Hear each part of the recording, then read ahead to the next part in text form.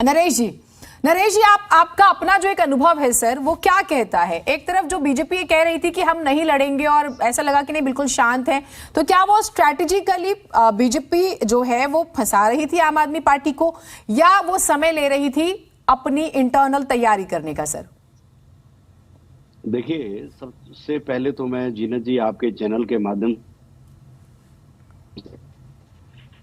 जी एक हाँ बात रहेगी, और दोनों को बीच में जो एक कुश्ती नूरा कुश्ती लड़ते रहे हैं, इस नूरा कुश्ती का अब फाइनल हम देखना चाहेंगे कि आपस में आरोप प्रत्यारोप, एक दूसरे के ऊपर भरोसा विश्वास और गाली गलौज खरीद फरोख्त, ये इन दोनों पार्टियों के हथियार हैं। तो हम एक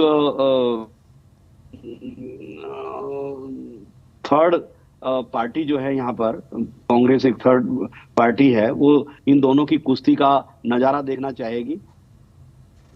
और हम किसी भी पार्टी को ये आपके चैनल के माध्यम से कहना चाह रहा हूं। रही दूसरी बात, भारतीय जनता पार्टी क्या करती है, आम आदमी पार्टी क्या करती है, ये तो ये पार्टी वाले जाने। जहां तक मैं एक दूर से देख रहा हूं, अपने अनुभव का नजारा आपको पेश करना चाह रहा हूं कि ये जब संख्या बल दिख रही है और उसके बाद ये चुनाव हो रहा है, तो निश्चित तौर पर कोई ना कोई बात ऐसी है जो भारतीय जनता पार्टी के जहन में है, और जिस तरीके से वो चुनाव में आखिरी समय पे आई है, तो कुछ ना कुछ एजेंडा लेके तो आई है।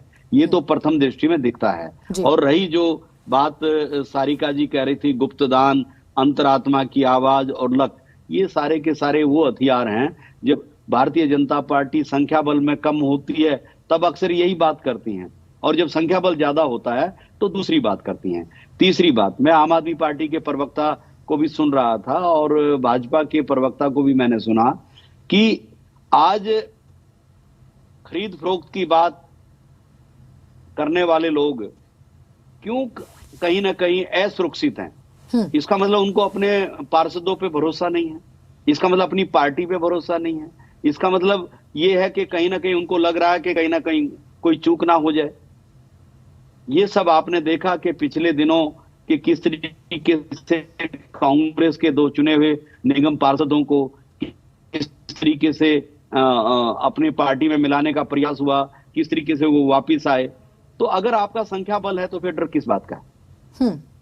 ये मैं जरूर कहना चाहूंगा। इसका मतलब दोनों पार्टियों में असुरक्षा की भावना है, और इस तरीके से एक दूसरे के ऊपर आरोप प्रत्यारोप करके कहीं ना कहीं इस गेम में फिर से एक नूरा कुश्ती जो लड़ी जा रही थी उसका फाइनल हो गया है। देखते हैं क्या होगा, यही हम आपको बताना चाहते हैं। और स्टैंडिंग कमेटी का चेयरमैन का जो पद है सर, वो भी बहुत महत्वपूर्ण है, तो उसे भी थोड़ा एक बार आप समझाइए, क्योंकि मुझे लगता है कि मुझे आपके एक्सपीरियंस का फायदा यहाँ पर जरूर लेना चाहिए और ये कितना इंपॉर्टेंट होता है। हाँ देखिए, जो स्टैंडिंग कमेटी का जो चेयरमैन है, सही मायनों में तो सारा इम्प्लीमेंटेशन और पॉलिसी मेकर जो कमेटी है, स्टैंडिंग कमेटी ही है।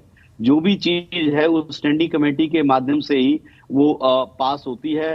क्या किया जाना है, क्या करना है, क्या ठीक है, क्या गलत है, स्टैंडिंग कमेटी का चेयरमैन इसके अंदर महत्वपूर्ण भूमिका रहती है। मेयर से भी ज्यादा अगर मैं कहूंगा पॉलिसी बनाने में अगर किसी का रोल है तो स्टैंडिंग कमेटी के चेयरमैन का है। और जहां तक इसके अंदर एक बात और भी आएगी कि इसमें नॉमिनेटेड जो पार्षद हैं उनकी संख्या बल का भी इसके अंदर महत्व हो सकता है।